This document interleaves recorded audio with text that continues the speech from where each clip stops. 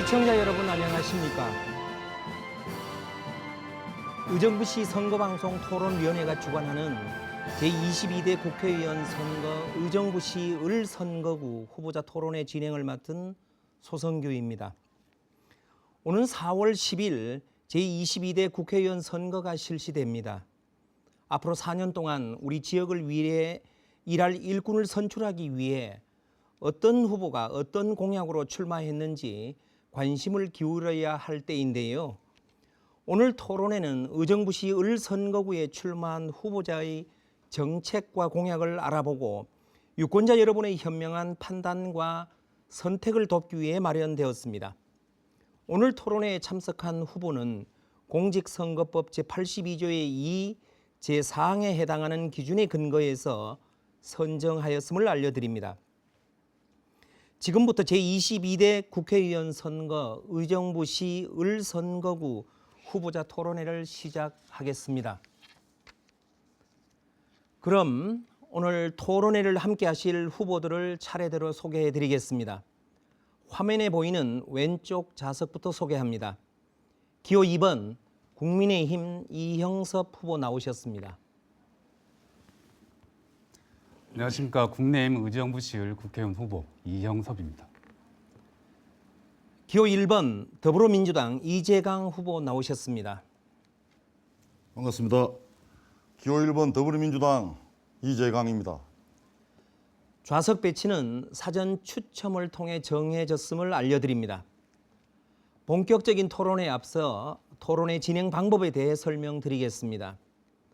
오늘 토론은 각 후보자의 시작 발언을 시작으로 3개 주제에 대한 사회자 공통 질문, 후보자 공약 발표 후 상대 후보자의 개별 보충 질문, 그리고 자유주제로 후보자 주도권 토론 후 마무리 발언으로 진행됩니다. 시작 발언과 마무리 발언 시에는 2분, 사회자 공통 질문에 대한 답변과 후보자 공약 발표 후 개별 보충 질문에 대한 답변에는 각각 1분 30초간의 발언 시간이 주어집니다. 발언 시간은 엄격히 통제되므로 후보자들께서는 발언 시간을 꼭 지켜주시기 바랍니다. 만약 제한 시간을 초과하여 발언을 계속하실 경우 사회자의 제재에 이어 마이크가 꺼지도록 되어 있으며 발언 시간은 후보자가 발언을 시작한 순간부터 기산됩니다. 이처럼 엄격하게 시간을 적용하는 것은 토론 진행의 공정성을 위한 것이니 후보자들께서는 원활한 토론 진행을 위해 발언 시간을 꼭 지켜주시기 바랍니다. 오늘 토론회에서 사회자가 드리는 질문은 각 분야 전문가들과 일반 유권자들의 여론조사 결과를 바탕으로 의정부시 선거방송 토론위원회 전체 회의를 거쳐 사전에 선정되었음을 알려드립니다.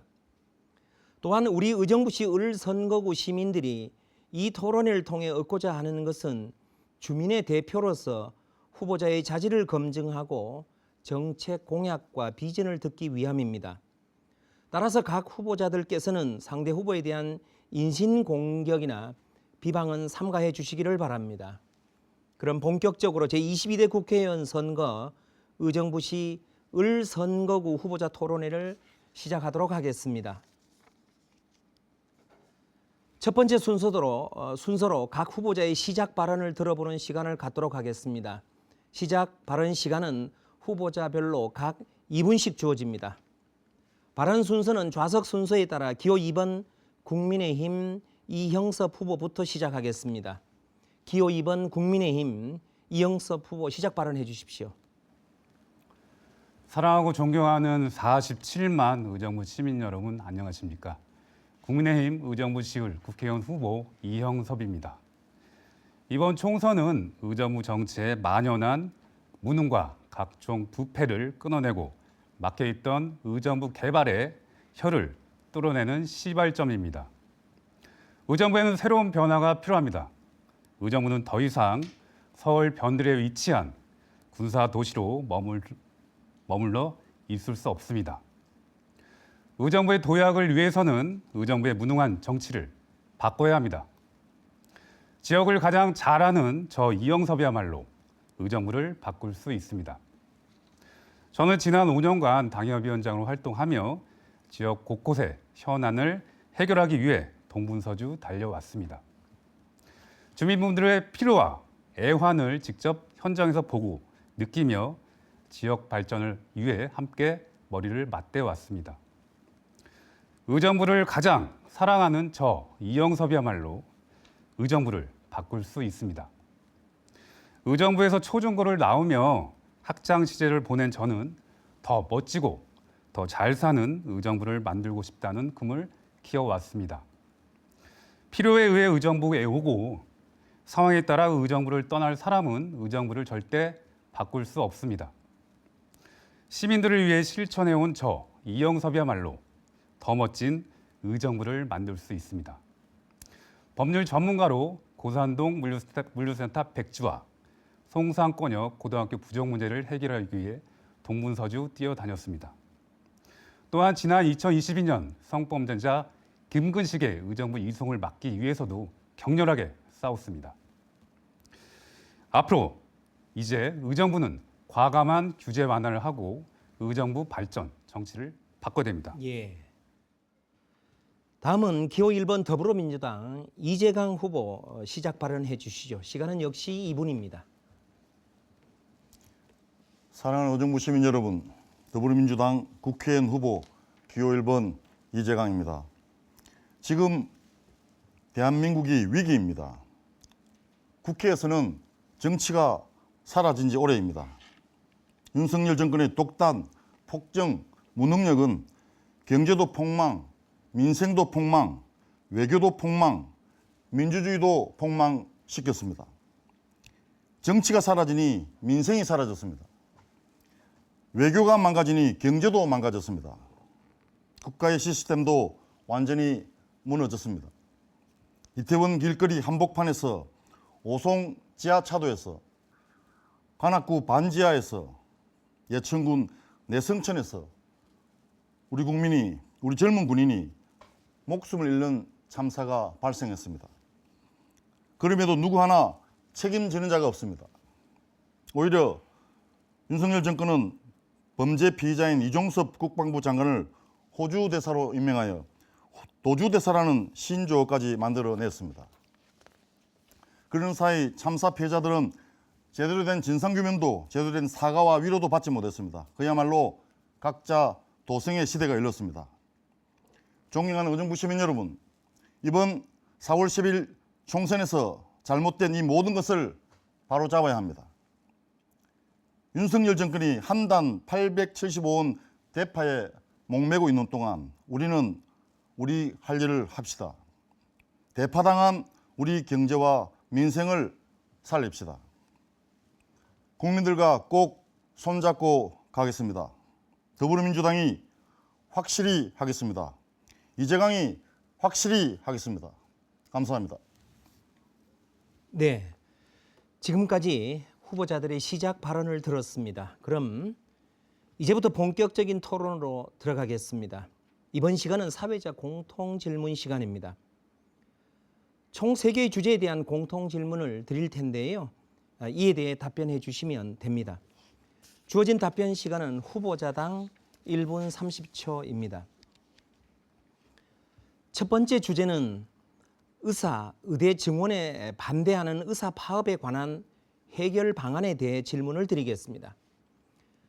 정부가 필수 의료 인력 확충을 목표로 의대 정원을 연간 약 2,000명 증원하겠다는 정책을 발표했습니다.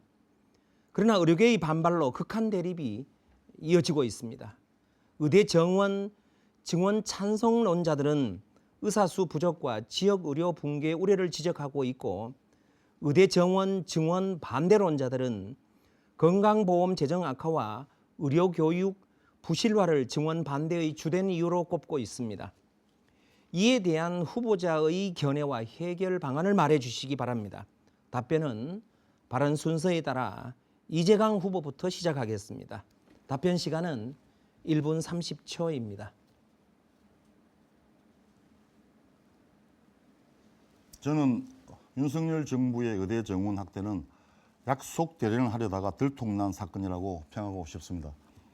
윤석열 정권은 의사의 집단 행동을 분명히 예견했을 것입니다. 이번 의대 정원 확대는 윤 정부가 의료교육 의지가 있어서가 아니라 총선을 앞두고 표심을 끌기 위해 정치적으로 이용한 것입니다. 도대체 박근혜 씨와는 왜 이 문제를 의논한 것입니까? 대한민국은 공공의료 비중이 10%도 되지 않습니다. 이미 시장 논리에 완전히 종속된 한국 의료 시스템하에서 의사 숫자만 늘리면 의사들이 알아서 지역과 필수 의료 분야로 갑니까? 소아과 오픈런이라는 말도 있습니다. 산부인과가 없어서 구급차에서 아이를 낳는 경우도 있습니다. 이게 지금 대한민국 의료계의 현주소입니다. 이를 해결할 방법 하나밖에 없습니다. 공공 개입을 늘리고 공공 의료기관을 지금보다 훨씬 더 늘려야 합니다. 무너진 지역 필수 의료를 살릴 대안 없이 의대 정원 확대를 밀어붙이는 바람에 국민들의 피해가 커지고 있습니다. 이 모든 것이 윤석열 정부의 무능이 부른 참사입니다. 의료개혁은 국민 피해를 최소화하면서 정책적 목표를 달성해 나가야 합니다. 의사분들은 현업에 복귀하고 윤석열 정부는 2,000명 고집을 꺾고 의료계와 대화에 나서야 합니다. 예. 다음은 이영섭 후보 답변해 주시기 바랍니다. 역시 시간은 1분 30초입니다.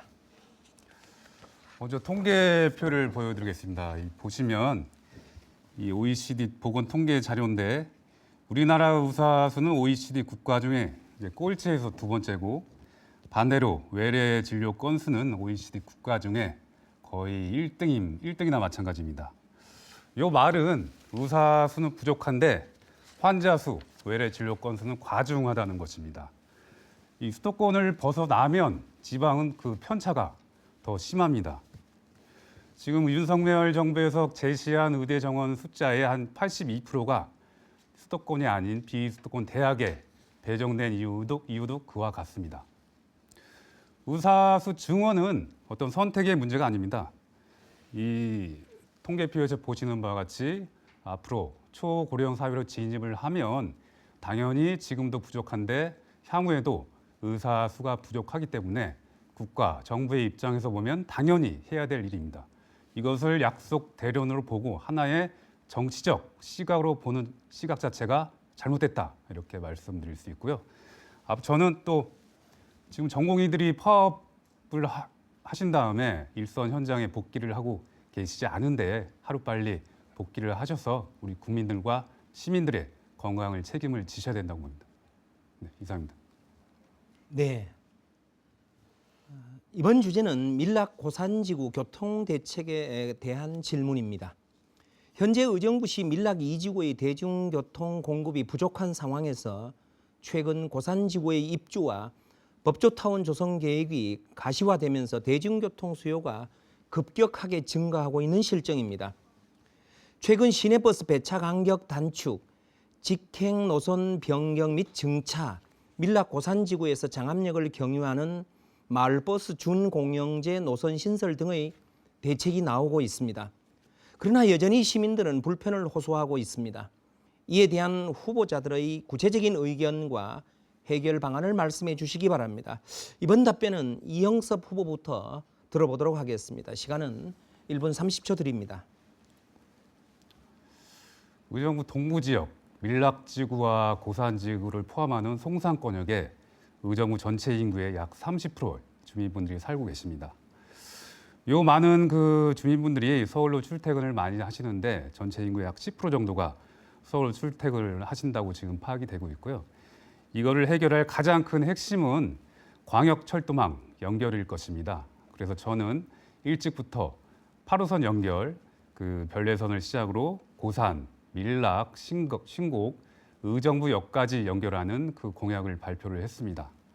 또한 지난 안병희 시장 정권 때 7호선 건설 과정에 밀락역이 패싱된 그 사례가 있는데 그것을 막기 위해서도 8호선 연장 안에 밀락역을 신설해야 한다고 주장을 하고 있습니다. 또 그 8호선을 의정부역에 GTX에 연결하면 동부 지역 분들이 더 쉽게 GTX를 이용하실 거라 판단이 됩니다.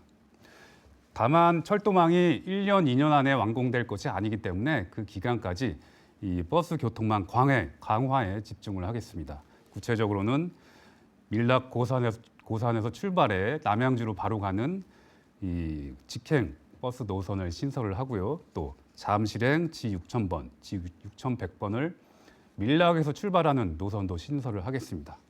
이 기타 공약도 이 마을버스 중공영제의 확대, 그것도 신경을 쓰겠습니다. 예. 이어서 이재강 후보 답변해 주시기 바랍니다. 역시 시간 1분 30초 드립니다. 우리 여정부는 서울에 바로 붙어 있는 인접 도시임에도 서울 도심까지 진입하기 위해 많은 시간이 소요됩니다. 빽빽한 아파트 단지들을 구불구불 모두 돌아가는 버스 노선에 지하철까지 가는 데만도 이동 시간이 많이 걸립니다. 여정부 시민들은 출퇴근하는데 하루에 4시간 이상씩을 대중교통에 보내니 삶의 질이 저하되고 피로도가 높습니다. 교통 문제는 단순히 노선을 하나 더 신설하느냐로 해결되는 문제가 아닙니다. 여정부 대중교통 체계를 전반적으로 살펴보고 재정비를 해서 각각의 대중교통들이 유기적으로 연동될 수 있도록 해야 합니다. 먼저 대중교통의 공공성을 강화하겠습니다. 경기도 공공버스 노선을 확대하고 여정부시 마을버스 준공영제를 보다 빠르게 전환할 수 있도록 지원을 아끼지 않겠습니다. 대중교통 공공성 강화 대책은 시간이 많이 걸리는 SOC 사업들에 비해 비교적 쉽게 정책을 도입할 수 있다는 장점이 있습니다. 또한 지하철 8호선 연장을 조속히 추진하고 GTX-C 노선 조기 개통 및 지하를 통해 시민 편의를 높이겠습니다. 송산권역에는 고속버스 터미널과 공항터미널을 신설해서 서울까지 고속버스를 타러 가는 불편함을 없애겠습니다. 철도, 도로, 하늘길, 어느 것 하나 부족함이 없는 대중교통체계로 여정부를 경기 북부 교통 허브 도시로 만들겠습니다. 네. 이번 질문은 고산지구 복합 문화융합 단지에 대한 견해를 묻는 질문입니다. 고산지구 복합 문화융합 단지는 엔터테인먼트, 관광, 레저 등을 중심으로 한 대규모 단지 조성을 목적으로 진행되었습니다. 그러나 지역사회와 언론 매체는 당초의 공익 목적이 축소되고 있음을 지적하고 있습니다. 이에 대한 후보자들의 구체적인 의견과 해결 방안을 말씀해 주시기 바랍니다. 이번 답변은 이재강 후보부터 들어보도록 하겠습니다. 시간은 1분 30초입니다. 지방자치단체장은 자족 도시를 만들려는 고민을 당연히 해야 됩니다. 그런 차원에서 전임시장은 여러 가지 고민과 다양한 각도에서 연구 용역도 했을 것입니다. 생산과 소비 문화가 공존하면서 일자리 창출 등 도시의 미래를 그렸을 것이고요. 다만 시간이 흘러 상황이 바뀌고 조건이 변화되어 시민들의 다양한 요구가 있는 것이 사실입니다. 고산 물류단지에 대한 주민들의 반대 의견을 잘 알고 있습니다. 주민들의 의견이 많이 모이는 주민들의 커뮤니티도 계속적으로 모니터링하고 있습니다. 제가 확실히 드릴 수 있는 약속은 첫째, 주민들의 의견에 반해서 개발 사업을 추진해서는 안 된다는 입장입니다. 사회적 합의가 없는 정책은 아무리 좋은 정책이어도 추진하지 않는다는 것이 저의 공직자로서의 원칙입니다. 둘째, 어떤 정책이든지 주민들의 이익에 가장 부합되는 방향으로 대책을 세워야 한다는 것입니다. 저는 이 문제에 대해 당을 떠나 여정부시와도 적극적으로 협의하고 주민들과의 소통도 강화하여 주민에게 가장 이익이 되는 방향으로 문제를 풀어갈 생각입니다. 전임 시장의 정책적 결정을 정치적으로 공격만 하지 말고 지혜를 모으는 것이 현재 여정부 시장이 해야 할 일이라고 생각합니다. 네. 이어서 이영섭 후보 답변해 주시기 바랍니다. 역시 시간은 1분 30초입니다. 참 할 말이 많은 주제입니다. 이 사업은 아시는 바와 같이 당초에 그린벨트 공공성을 담보로 그린벨트 18만 평을 해제해서 진행한 사업입니다.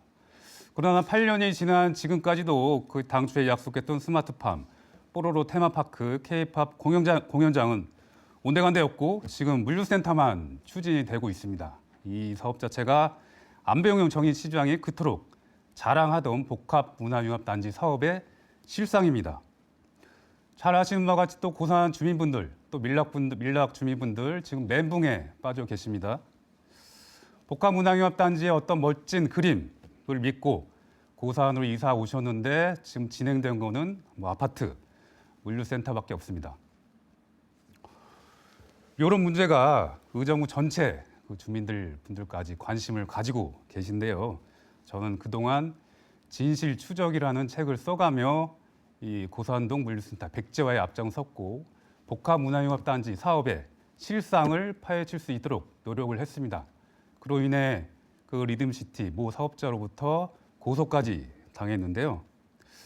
복합문화융합단지 개발 사업의 정상화 자체가 무능하고 부패했던 의정부 정치가 바뀌는 그 표상이 될 거다 말씀드릴 수 있습니다. 제 인생, 정치 인생 끝까지 걸고 이 정상화에 앞장서겠습니다. 네. 선거 때가 되면 후보자들은 다양한 공약들을 쏟아내고 있습니다. 지금부터는 여기 나와 계신 후보자들의 중점 공약에 대해서 들어보고 실현 가능성 있는 공약들인지 후보자 공약 발표 후 토론하는 시간을 갖도록 하겠습니다. 공약 발언 시간은 3분이며 발언이 끝나면 상대 후보의 개별 질문과 보충 질문이 이어집니다. 질문 시간은 30초씩, 답변 시간은 1분 30초씩 주어집니다. 발언 순서에 따라 공약 발표는 이형섭 후보부터 들어보도록 하겠습니다. 발언 시간은 3분입니다. 발표해 주시죠. 네, 통계표를 우선 보여드리겠습니다. 의정부시 2023년 기준 의정부시의 재정 자립도는 경기도 31개 시군 중에 26위로 상당히 낮은 수치고 또 지방 소득세 거치는 비율도 약 552억으로 화성시 8,400억 상당의 10분의 1도 미치지 못하는 그 수준입니다. 지금 모든 문제 자체가 세수 부족, 일자리 부족으로 시작을 하는데 저는 공약의 상당 부분을 의정부의 세수를 높일 수 있는 일자리를 확대하는 그런 방향으로 발표를 드리겠습니다. 첫째, 미군 반환 공여지에 기업을 적극 유치하겠습니다. 고산동 일대에 위치한 30만 평의 캠프 스탠리를 경제 자유구역으로 지정을 하겠습니다. 각종 규제 완화와 외국인 투자 기업의 자율성과 투자 유인을 확보할 수 있습니다. 이로 인해 IT 첨단 기업을 유치해 송산동, 고산동 일대를 제2의 판교로 만들겠습니다. 또한 금호, 신곡동 캠프 카일에 바이오 대기업을 유치하겠습니다. 캠프 카일 주변에 불과 5분 거리에 의정부 을지대병원, 성모병원이 위치했기 때문에 바이오 산업단지를 조성할 수 있는 최적의 위치라고 보여집니다. 그 민간 사업자의 배를 불리는 아파트만 짓는 게 아닌 순수하게 의정부 시와 시민에게 그 이익을 돌아가는 그런 공약을 추진하겠습니다. 둘째, 용현동 용업산업단지의 첨단 산업단지화를 추진하겠습니다. 2000년에 조성된 용업산업단지는 현재 이 노후화와 각종 규제로 인해 지금 낮은 생산 경쟁력이 악화되고 있는 실정입니다. 현재 패러다임 변화에 맞게 경기 거점 배저 센터를 유치하고 향후에 휴폐업 공장을 리모델링해서 고부가가치 사업을 양성하겠습니다. 셋째는 장암동에 경기연구원, 또 용현동에 LH 경기본부 등 공기업 유치에 힘쓰겠습니다. 현재 민선 8기 의정부시가 LH 경기본부를 의정부 용현동에 유치하는 쾌거를 이루었습니다. 이 경기북부 본부는 지난해 기준 약 투자 규모가 8조 원에 육박하는 거대 공기업입니다. 향후에 이 조속하게 경기북부 본부를 유치하고 인근 상권들과 협력 관계를 잘 유지할 수 있도록 하겠습니다. 또한 지난 2021년 발표했던 경기연구원의 의정부 이전에 대해서도 노력을 하겠습니다. 지금 발표만 했지 이 실제적인 조치가 이루어지지 않고 있는데 그 후속 조치가 잘 이루어질 수 있도록 하겠습니다. 마지막으로 의정부시 인구의 30%가 30, 40대입니다. 30, 40대 분들이 의정부에서 직장을 가질 수 있도록 하겠습니다. 예, 잘 들었습니다. 그러면 이재강 후보께서 이형섭 후보에게 질문할 시간 드리도록 하겠습니다. 질문 시간 한 30초 정도 드립니다. 먼저 의정부시가 도비 지원 사업에 참여하자는 이유가 무엇인지, 그리고 의정부시 재정 다립도가 낮은 곳은 시 재정에 얼마를 중앙정부나 경기도에 의존하고 있는지 알고 있는지 묻고 싶습니다. 시의 재정 위기 주요는 무엇인지 말씀해 주시고, 국가 세수 감소에 따른 교부세 감해라는 것에 대해서 어떻게 생각하는지, 혹시 세수 감소 원인이 부자 감세는 아니지에 대해서 좀 답변을 해주시기 바랍니다. 예, 이 문제에 대해서 이영섭 후보 답변해 주시죠. 답변 시간 1분 30초입니다. 잘 아시는 바와 같이 지방 교부세가 중앙정부의 재원에 의존을 하고 있기 때문에 지금과 같이 각 지자체별로 편차가 없는 그 교부세 비율로 따지면 향후에도 이런 일이 일어날 그 가능성을 배제를 할 수 없습니다. 따라서 향후에 지방 교부세법을 개정해서 각 지자체 간에 편차 있는 교부세 비율을 조정할 필요가 있고요. 이 지금 중앙정부의 이제 세수가 부족한 거는 이 대기업 수출이 이제 감소한 이유도 있을 거고 부동산 경기가 그 하향 추세이기 때문에 부동산 거래가 더 전보다는 감소했기 때문일 것입니다. 이 어떤 중앙정부가 어떤 일부러 그런 고의로 이 세수를 이제 부족하게 거뒀다, 그거는 말씀이 안 되는 그런 사실이고요. 또 의정부가 매칭 사업을 왜 하지 않았냐? 그건 당연히 잘 아시다시피 도비 12 5대5 매칭 사업이면 도비가 50억, 또 12가 50억이 있어야 되는데 12 자체가 지금 부족한 재원이기 때문에 매칭 사업이 잘 진행이 되지 않는 걸로 알고 있습니다. 네. 이재강 후보에게 보충 질문한 시간 드립니다. 질문 시간 30초 드립니다. 방금 한 질문에 대해서 실제로 경기도나 중앙정부에 한 70~80% 의존하고 있습니다. 우리가 윤석열 정부 들어서 부자 감세를 해서 예산이 56조나 줄었는데 이것 때문에 실제로는 지방 교부세가 내려오지 않아서 의정부가 이렇게 힘들어하고 있는 것을 아셔야 됩니다. 그리고 교부세 재원도 내국세 19.24%입니다. 그래서 거둬들인 국세가 줄어들면 지방자치 교부는 당연히 줄어듭니다. 그런 점을 인식하셔야 됩니다. 예. 다음은 나머지 부분은 나중에 또 다른 기회가 있으니까요. 이영석 후보 보충 답변해 주시죠. 답변 시간 1분 30초입니다. 네, 어떤 부자 감세 말씀을 하셨는데 이 부재 감세의 정확한 의미나 내용을 알고 계신지 그게 저는 궁금하고 지금 법인세법을 인하하는 추세로 가고 있는데 그게 부자 감세가 맞는지 저는 이제 반문을 드리고 싶습니다. 또한 어떤 민주당의 정책이나 어떤 공약을 보면 오히려 서민들을 더 힘들게 하는, 또 그동안 문재인 정부에서 부동산 값이 많이 올라서 또 심지어는 LH 공기업 직원들이 그걸 이용하는 사례가 있었는데 그 점을 지금 말씀하지 않고 이상한 말씀을 하시는 것 자체가 저는 이해를 할 수가 없습니다. 이상한 말씀이 아닙니다. 윤석열 정부 들어서서 사전에 공지하신 대로 이 토론에는 시간 제한이 있습니다. 그래서 각자의 주어진 시간에 대해서 시간을 지켜주시면 고맙다는 말씀을 드리고요. 이번에는 이재강 후보 공약 들어보는 시간 갖도록 하겠습니다. 발언 시간 3분 드립니다. 예. 제가 현장에서 시민들을 만나면 가장 많이 듣고 있는 소리가 경제 상황 어렵다, 민생 좀 챙겨달라는 말씀이었습니다. 선거운동 다녀보면 빈 점포도 많고 실제 경기가 어렵다는 것을 체감할 수 있습니다. 윤석열 정권은 대통령실, 검찰청 등 권력기관 예산은 과다하게 챙기면서도 취약계층과 서민을 위한 예산은 대폭 삭감했습니다. 국정 운영을 책임진 여당은 오로지 대통령 눈치만 보고 있습니다. 저희 지간이 국회에 들어가면 윤석열 정권이 삭감한 어르신, 청년, 장애인 등 취약계층과 서민을 위한 민생 예산을 반드시 복구하고 증액하겠습니다. 먼저 윤석열 정부가 축소시킨 MRI 초음파 건강보험 적용을 다시 정상화시키겠습니다. 윤석열 정부는 MRI 초음파 급여 기준을 축소시켰습니다. 하지만 이것은 개인의 의료비 부담만 상승시킵니다. 오히려 MRI 초음파로 조기에 질병을 진단하는 것이 사회적 비용을 줄이는 데 더 효과적입니다. R&D 예산도 다시 살리겠습니다. 과거 대한민국이 힘들었던 IMF 때에도 R&D 예산은 증액됐었습니다. R&D 예산에는 대한민국의 미래 먹거리가 달려있기 때문입니다. 윤석열 대통령은 R&D 예산 실컷 삭감해놓고 카이스트에 가서는 정부가 힘껏 지원하겠다고 했습니다. 이 무슨 궤변입니까? 삭감된 예산 복구하라는 카이스트 학생 입틀막 해서 쫓아낸 게 누구입니까? 어디 그뿐입니까? 윤석열 정부가 당초 제출했던 2024년 예산안을 보면 지역화폐 예산 전액 삭감, 청년 일자리 예산 삭감, 어린이집 예산 삭감, 민생 예산은 죄다 삭감했습니다. 윤석열 정권은 민생 경제에 완전히 손을 놓은 정권입니다. 더 이상 두고 볼 수 없습니다. 이재관과 더불어민주당이 윤석열 정부가 망쳐놓은 민생경제 모두 되돌려 놓겠습니다.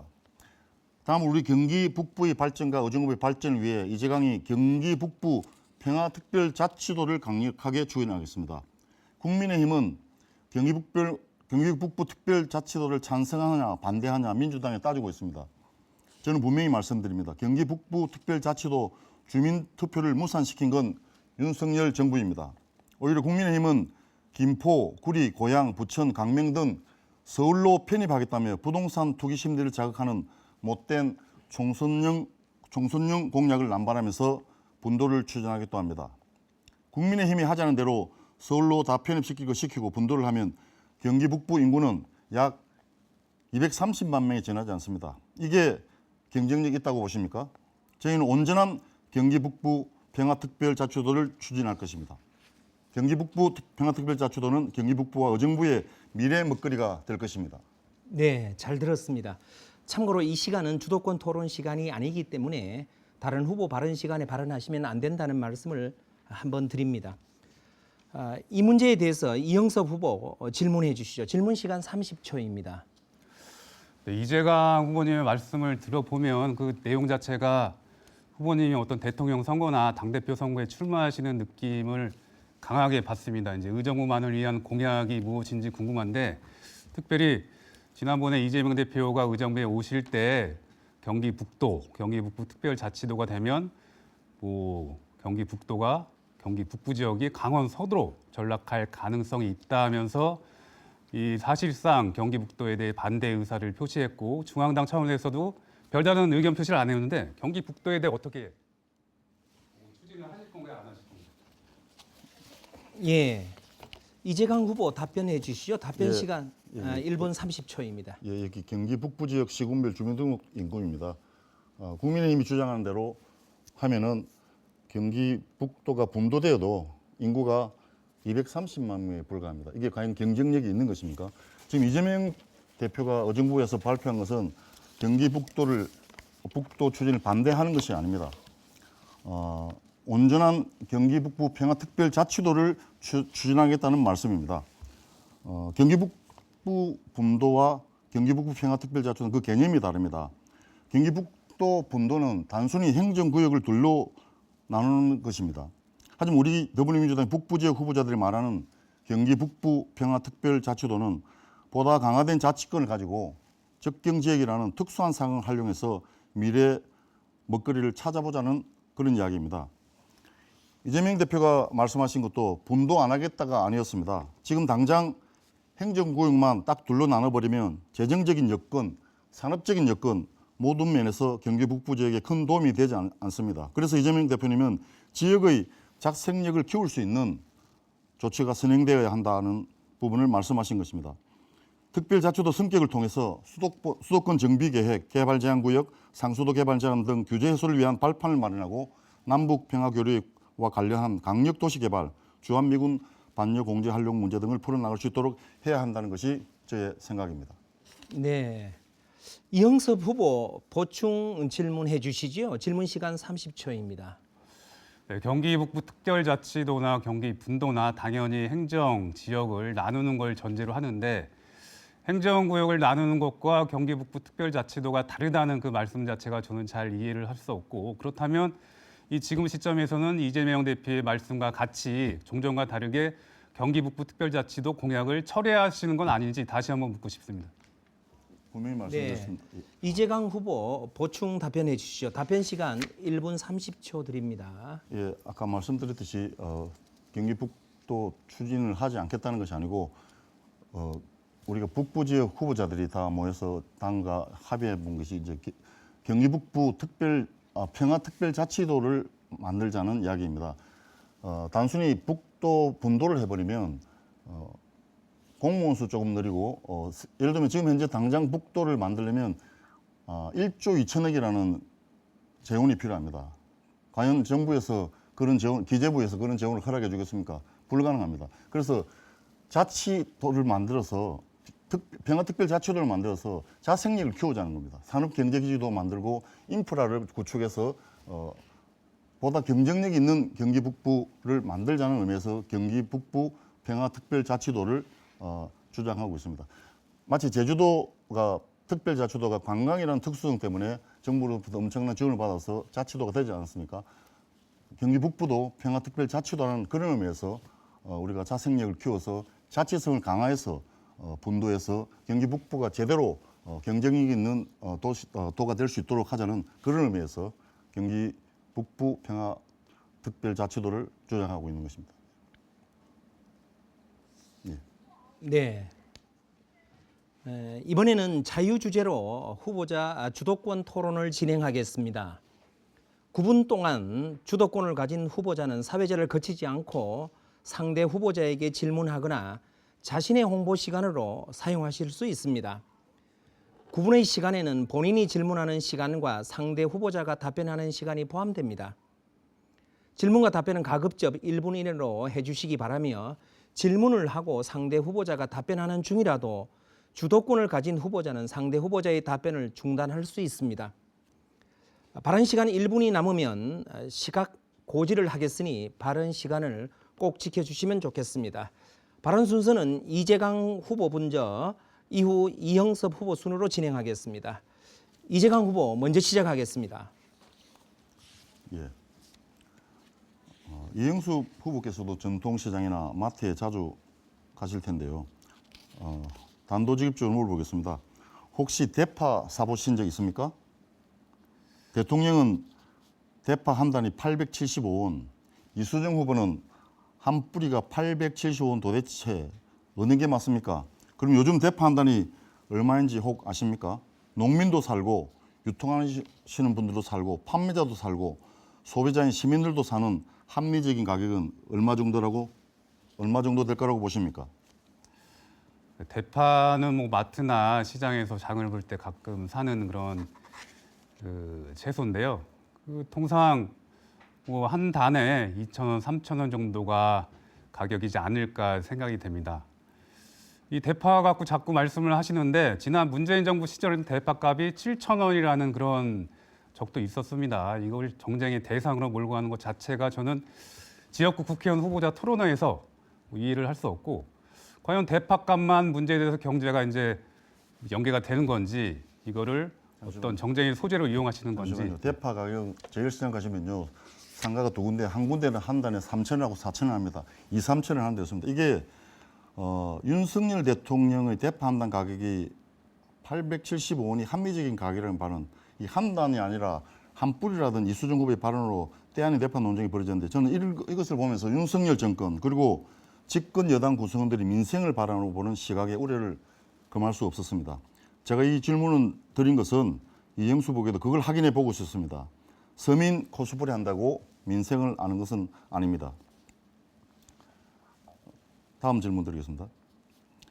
윤석열 정권 출범 후 경제 상황이 매우 좋지 않습니다. 특히 대중국 무역 적자가 계속해서 늘어나고 있습니다. 한중 수교가 1992년에 있었는데 그 이후로 이런 일은 처음 있는 일입니다. 이에 대한 대중국 무역 적자를 극복할 대책을 알고 계신지 혹 있으시면 답변해 주시기 바랍니다. 종전에도 말씀드린 바와 같이 지금 지역구 후보자 토론회가 자꾸 대선이나 당대표 선거 토론회라는 느낌을 좀 받는데 의정부와 대중국 투자 적자 해결 방안이 어떤 연관이 있는지는 잘 모르겠습니다만은 우선은 중국과의 관계, 외교 관계를 이 동북아 관계 안정을 위해서 잘 유지를 하고 또 국방력과 외교 관계가 잘 협조 유지를 해야 되지 않을까 생각이 됩니다. 자꾸 대중국 무역 적체, 물가 물어보는데 국회의원이 의정부 일만 하시려면 의정부 시장을 출마하시지 자꾸 그렇게 답변하면 안 됩니다. 중국을 전쟁까지 불사해하는 것으로 하는 적으로 규정하는 외교관계를 지속하는 윤석열 정부 하에서는 중국과의 경제 복원이 불가능합니다. 수출로 먹고 사는 무역 중심의 국가에서 경제 침몰의 원인을 제대로 알고 있는지 대체 방안을 확인하고 싶었습니다.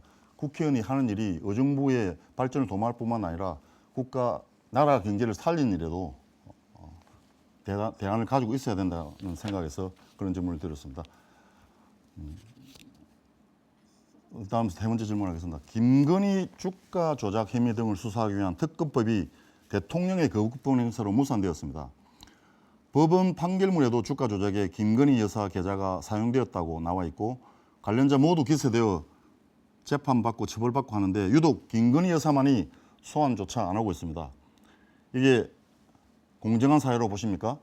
대통령이 보이는 어떤 죄를 범해도 처벌받지 않는 나라가 나라입니까? 국회의원이 되신다면 김건희 특검법에 동의하시겠습니까? 김건희 특검법에 그걸 떠나갔고 다시 말씀드리지만 저는 지역 현안, 의정부 시민분들과 주민분들이 가장 많이 관심을 가지고 계시는 지역 현안에 대해서 이제 말씀을 드리고 싶고 이 문재인 정부 시절에 김건희 여사에 대해 많은 그 수사를 했는데 결국 별다른 혐의점이 없었는데 지금은 그거를 특검법에 찬성하냐 마냐에 대해서는 제가 드릴 말씀이 없을 것 같습니다. 여론조사 등의 결과를 보면 국민의 70% 이상이 김건희 특검법에 찬성하고 있습니다. 국민은 항상 옳다고 말했던 윤석열 대통령, 법 앞에 만인은 평등하다고 배웠을 변호사 출신 이영숙 후보, 정말로 이제 대통령 부인은 법 위에 군림하고 있다는 것을 다시 확인할 수 있었습니다. 또 하나 묻겠습니다. 이것도 의정부 일이 아니라서 어떻게 반론을 할지 모르겠지만은 김건희 여사가 받았다는 디올 명품 백은 뇌물입니까 아닙니까? 디올 백이 파우치라고 보시는지 저는 단 한 번도 300만 원짜리 파우치를 본 적이 없습니다. 이 뇌물성 명품 백이 대통령 기록물이라는 주장에는 어떻게 생각하십니까?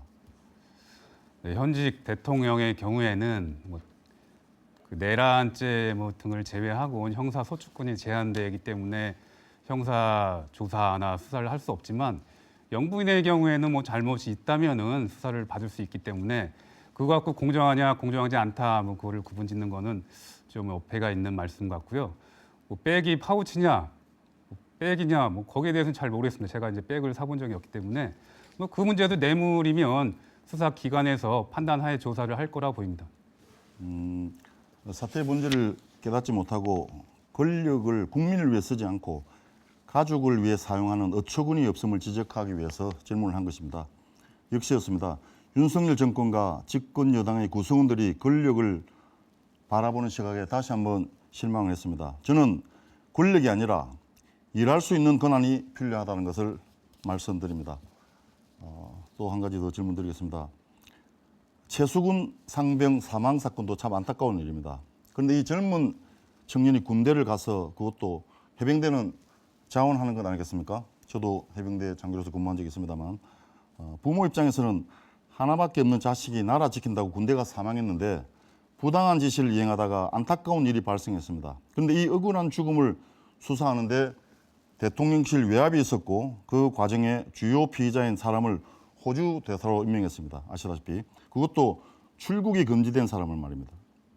호주에서도 외교적으로 무리한 일이었고 호주 대사는 공무원인데 피해자를 공무원으로 임명한 것이 맞습니까? 이에 대해서 답변해 주시기 바랍니다. 네, 참고로요. 지금 시간이 한 1분 한 50초 정도 남았으니까요. 이 점 좀 감안해서 말씀하시면 됩니다. 네, 국방복무 중에 안타깝게 채 사무총장이 사망하신 점에 대해서는 저도 안타깝고 참 안쓰럽게 생각을 합니다. 다만 그 과정에 어떤 일이 있었는지 어떤 외압이나 남용이 있었는지는 지금 공수처에서 수사를 하고 있기 때문에 혐의점이 있다면 지금 이종섭 대사도 사임을 하고 국내에 있기 때문에 잘 철저하게 수사를 할 것으로 보입니다. 예. 대통령이 국민을 두려워하지 않습니다. 검찰권을 쥐고 있으니까 민심이 무서운 줄 모르고 멋대로 하고 있습니다. 대통령은 국민이 준 권한을 사적으로 이용하고 자기 마음 내키는 대로 휘두르고 있습니다. 그래서 이번 총선은 이 오만함에 대한 국민의 준엄한 심판입니다. 한마디로 경고는 이미 지난번 광서 보궐선거에서 받았습니다. 아마도 레드카드가 될 것입니다. 예. 네. 질문. 다 쓰셨습니까? 예. 시간이 조금 한 40초 남았는데 발언 이영섭 후보한테 넘겨도 되겠습니까? 예. 예. 좋습니다. 자, 이어서 반대로 이영섭 후보에게 주도권 토론 시작할 시간을 드리도록 하겠습니다. 2020년 12월 달에 오마이뉴스 기사 내용을 보면 후보 이재강 후보자께서 저는 부산에서 정치를 계속했고 앞으로도 부산에서 정치할 생각이다.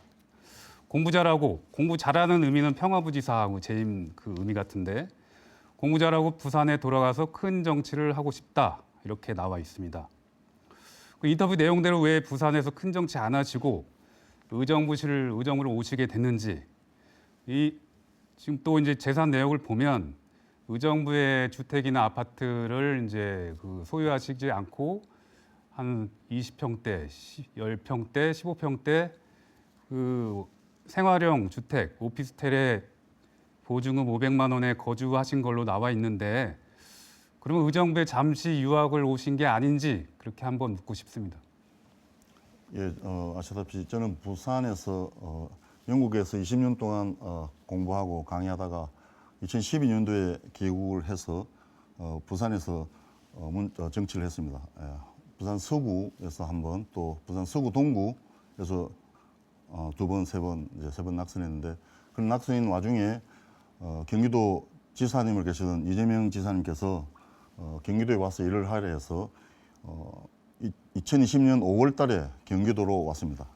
그 이후로 계속 경기도에서 행정 일을 하고 또 경기도 평화부지사 역할을 하고 여러 가지 일을 하게 되면서 경기도에 왔습니다. 또 경기도 북부청사에 경기도 평화부지사의 주 업무인 평화협력국이 있었기 때문에 주로 의정부에서 활동을 했습니다. 그래서 자연히 의정부에서 활동을 하게 되면서 의정부에 더 큰 할 일이 있다 그런 생각에서 의정부에 살기로 결심을 했고 또 의정부를 가장 잘 알고 또 의정부의 비전을 그릴 수 있는 사람이 의정부 사람이라는 그런 믿음을 가지고 다음 질문 있었습니다. 넘어가겠습니다. 잠시만 아까 이 주도권 투표는 제가 답변 시간을 제한할 수 있기 때문에 답변 안 하셔도 됩니다. 두 번째 질문을 답해야 돼. 왜 그 가능한 500만 원짜리 집에 사는지 답을 간단하게 하겠습니다.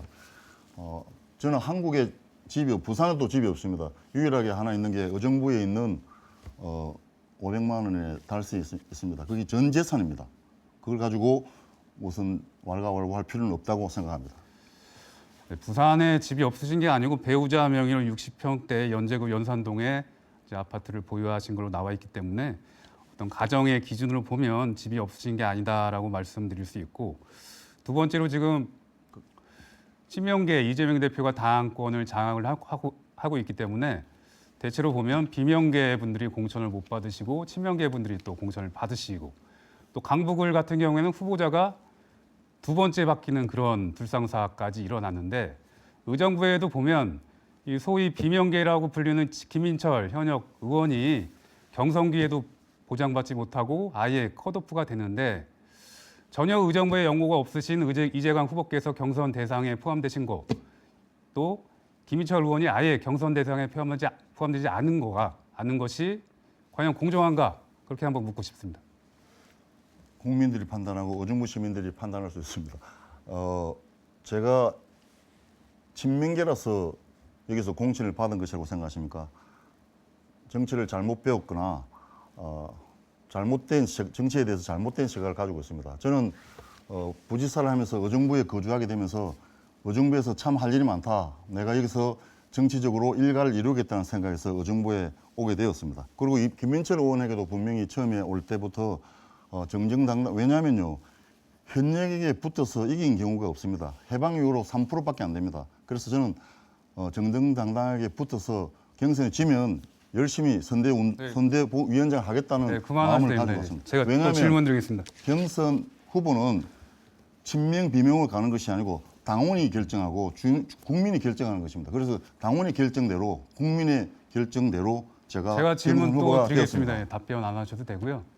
이 현역을 원외가 이기기 어렵기 때문에 당에서 그냥 컷오프를 시킨 게 아닌가 그런 추정이 되고 또 두 번째 질문은 고산동 물류센터 백지화 문제에 대해서 명확한 말씀을 안 하시고 주민들의 어떤 뜻에 반대해서 진행하면 안 된다. 이런 취지로 말씀하시는데 그 명확히 백지화에 대해 찬성을 하시는지 아니면 부정을 하시는지 그 뜻을 말씀해 주시면 감사드리겠습니다. 지금 앞에 잠시 설명을 하겠습니다. 김민철 후보가 컷오프된 것은 타당한 이유가 있었습니다. 비명이라서 컷오프되지는 않았습니다. 모든 사람이 다 알고 있습니다. 그 문제 가지고 왈가왈부할 필요는 없습니다. 고산동 백지화 문제, 엄격히 말하면 의정부 시장님도 그 공약으로 시장이 되셨고 지금 이영석 위원장님께서도 계속해서 고산동 백지화 문제하고 있는데 과연 그 고산동 물류센터 백지화 문제로 당선도 되셨고 주민들의 호응을 많이 받고 있는데 과연 2년 동안 고산동 백지화를 위해서 무슨 일을 했습니까? 그리고 고산동 백지화만 이야기하지 거기에 대한 대안이 있습니까? 그래서 제가 주민들이 반대하는 개발에는 반대하고 주민들과의 사회적인 합의를 통해서 원하는 방향으로 그 물류센터를 다시 재구성하든 재구조화해야 된다고 주장하고 있습니다. 그래서 고산동 백지센터가 반대냐 찬성이냐고 묻는 것은 정치적인 흑백 논의를 강요하는 정치적으로 주민들을 이용하고 악용하는 사례가 아닌가 생각하고 있습니다. 그러면 고산동 물류센터 백지화 문제에 대해서는 저는 주민들을 이용하는 거고 이재강 후보자님께서는 명확한 입장을 말씀 안 하시는데 그러면 전에 안병희 시장의 입장을 대변하고 사업자 측을 대변하시는 건지 다시 한번 묻고 싶습니다. 그렇게 흑백 논리로 따지면 되지 않습니다. 지금 물었지 않습니까? 의정부 시장님이나 이형섭 위원장님께서 고산동 물류센터 백지하고 난 다음에 무슨 대안이 있습니까? 주민들과 사회적인 합의를 이루어서 이런 방향으로 산업기지를 재건설하자든지 다른 방향으로 재구조하자든지 이런 논의가 전혀 있지 않고 단순히 이재강 후보에게 물어라. 고산동 백지화 찬성하느냐 반대하느냐 이런 몰이만 하고 있습니다. 이건 올바른 정치적인 자세가 아닙니다. 아까 말했듯이 어떠한 개발이든지 주민들의 원하는 방향대로 사회적 합의에 의해서 그 방향성을 설정해야 된다는 것이 제 의견입니다. 그래서 고산동 백지화 문제에서는 제가 더 명확한 답변을 했다고 생각합니다.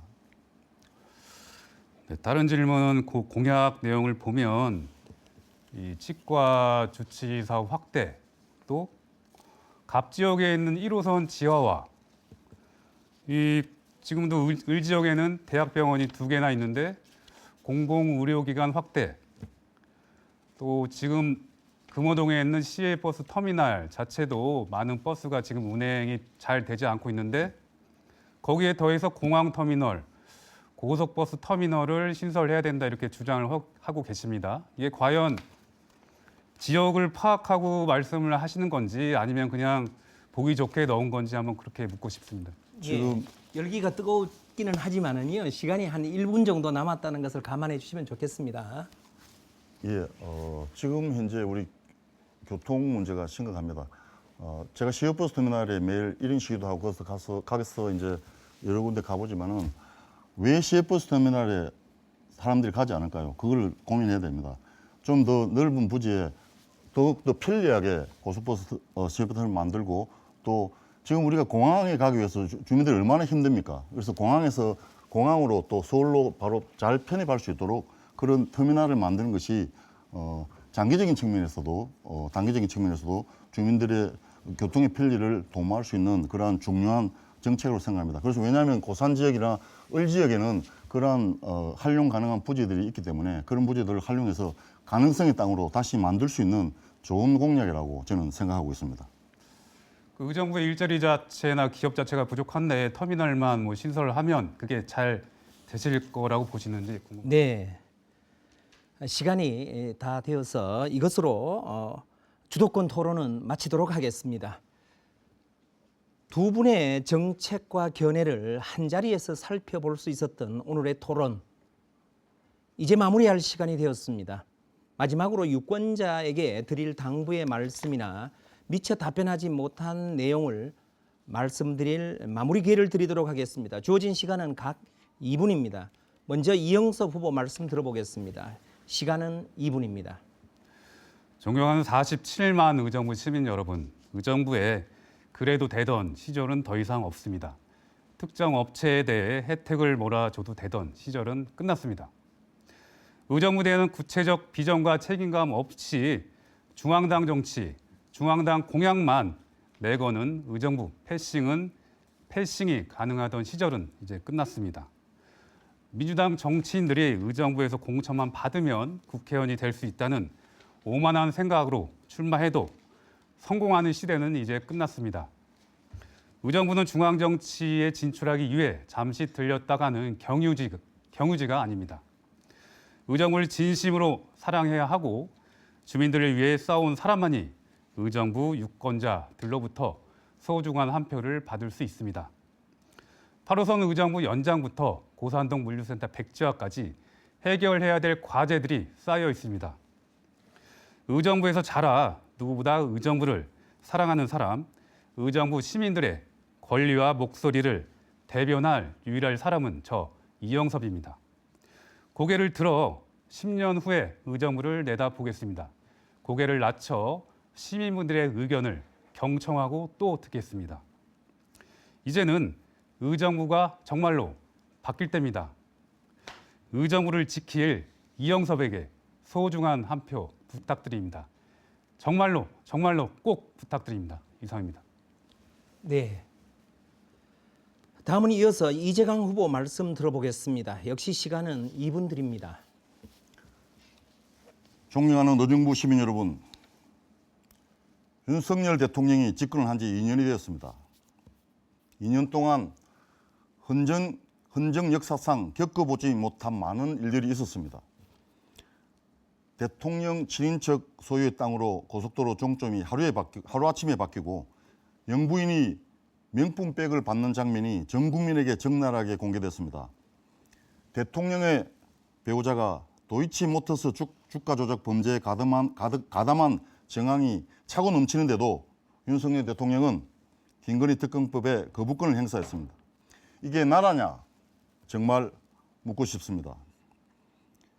윤석열 정권은 검찰을 앞세워 권력을 사유화하고 국민이 부여한 권력을 사익을 채우는 데 사용했으며 갈라치기 정치로 극한의 사회 갈등을 조장하고 있습니다. 민생과 경제는 무너졌고 국회에서는 정치가 사라졌습니다. 국민들은 대한민국이 위기라고 말합니다. 국가가 위기에 닥칠 때마다 우리 국민은 민주주의와 평화, 원칙, 공정을 향한 열망을 강하게 표출했습니다. 그리고 국민의 열망에 부응하는 정치인들이 국민의 선택을 받았습니다. 저는 그것이 민주주의를 굳건하게 만드는 시대 정신이라고 생각합니다. 2024년 지금의 시대 정신은 윤석열 정권 심판입니다. 저는 국민의 뜻과 국민의 명령을 받아들이는 사람이고 지금까지 그 길을 걸어왔다고 생각합니다. 그 시대 정신을 이제 의정부에서 실현하겠습니다. 우리 더불어민주당과 저 이재강에게 시민 여러분의 압도적인 지지를 보여주십시오. 시민 여러분의 열망에 부응하겠습니다. 22대 국회에서 반드시 윤석열 정권 심판하겠습니다. 잊지 말자 지난 2년, 심판하자 남은 4년. 네. 두 분 후보자의 마무리 발언까지 들어봤습니다. 오늘 토론을 위해 참석해 주신 후보자 두 분께 감사의 말씀을 드립니다. 의정부시 을 선거구 유권자 여러분 어떻게 지켜보셨습니까?